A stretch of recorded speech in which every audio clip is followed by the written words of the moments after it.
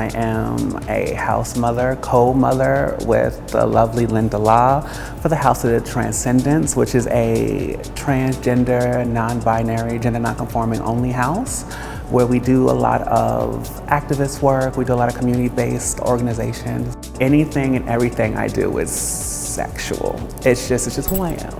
It's my outlet, and it's a way for me to process some of my anxiety. Anything I do is probably a mixture of poetry, burlesque, striptease, maybe a little lip syncing. Everything is always sensual. The phrase "have several seats" to me is just a way of humbling someone, reminding someone maybe A, of their privilege, B, that they don't have the experience to be doing whatever they're doing, and it's a way to be like, in my own words, like, "Mama, you're doing too much, have a seat. Darling, just have several seats. Take the whole row, darling. Like, get comfortable because you're doing way too much. Stay in your place." The people who are being depicted, they should have several seats because you're being celebrated because you're rich, white, and privileged. Why else are they being depicted? I think about history and I'm like, who wrote this history? Whose history is this? And if you go through the schooling throughout this country, the history is different in each book. I would love the people who wrote some of these history books to have several seats. The fact that we can't even talk about critical race theory in this country, that needs to have several seats. Who gets to tell history is very important because I firmly believe, as someone who works in DEI, as someone who is Black, trans, non-binary, somewhat privileged myself, disabled, fat. What's true for you may not be true for me, and we can have both lived through the same experience. We are going to have different perspectives of what happened at that exact moment. And unfortunately, unless we have a way of documenting it unbiasedly, what is true?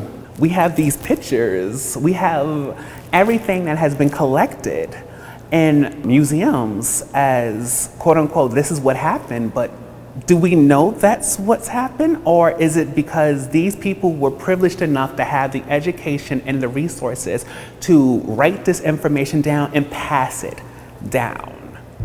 One of the most interesting things I find about this gallery is these lovely park benches here. These New York City benches are not just seats. These benches offer the unhoused population a place to rest and to sleep. I wonder who, like the person who developed these benches, what was their mindset and who did they intend these benches for? I think about some of my ancestors in Alabama who might have been kicked off the bus, and when they were doing some of their activism work, having to sit here from after being attacked by dogs, and the peace, the relaxation that was offered to people to get off their feet. I can only imagine that a lot of the public seating is not in disenfranchised areas, because that would promote in their mind violence and homelessness and all those other things. The way this city was set up, it was never meant for us.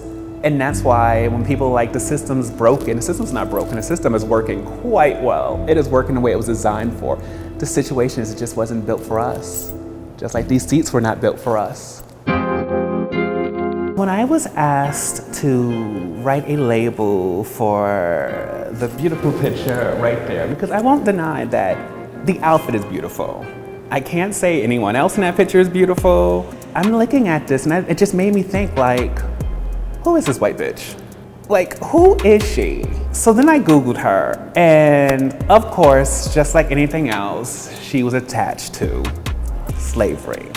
And as a Black person living in America, it just brought me back with so many memories, like, where would my relatives have been during this time period? Probably working on this person's plantation and being abused, and while they're out there bruising their fingers, messing up their skin, being whipped, being punished, she's in the house getting her portrait taken.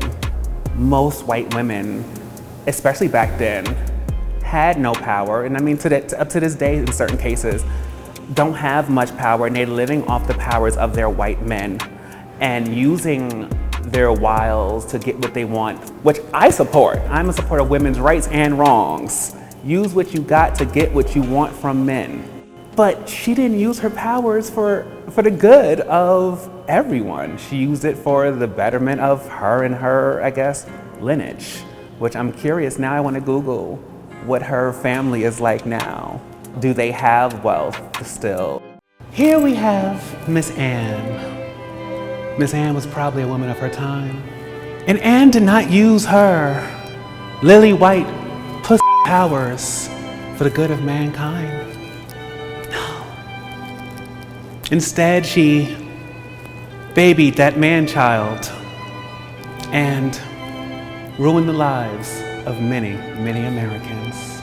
And for that, we say thank you, Anne. As an artist, I want to reclaim the time my ancestors were not able to freely be themselves. I like to bring as many of my ancestors back into the room. I am reclaiming through my art the power that was taken from my people. And I hope to inspire more to do that.